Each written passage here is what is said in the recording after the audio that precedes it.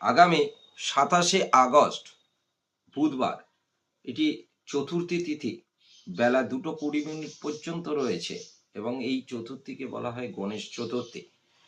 তো আমাদের সিদ্ধিবিনায়ক গণেশজি, এই গণেশ পুজোর দিনে আপনারা একটা, যাদের ব্যবসা একটু ধীর গতিতে চলছে বা ব্যবসা বৃদ্ধির জন্য আপনারা একটা জিনিস করতে পারেন, তাতে ভালো হবে।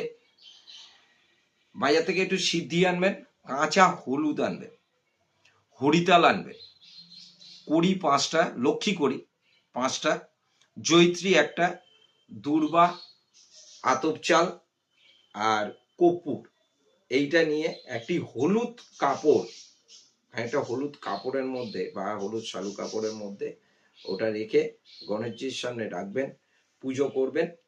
এবং সময়টা হচ্ছে সকাল 6:55 থেকে 8:25 মধ্যে। করার পরে ওইটিকে হলুদ সুতো দিয়ে বেঁধে আপনার ব্যবসার ক্যাশ বাক্সে রাখবেন। আশা রাখি আপনার দিনে দিনে ব্যবসার উন্নতি ঘটবে। কেন, এদিন সৌভাগ্য চতুর্থীও বলা হয়ে থাকে এবং পার্বতী দেবীরও পুজো করা হয়ে থাকে। তো গণেশজি হচ্ছেন আমাদের সর্ববিঘ্ন নাশ করেন এবং সর্বকার্যের তিনি সিদ্ধি প্রদান করে থাকেন।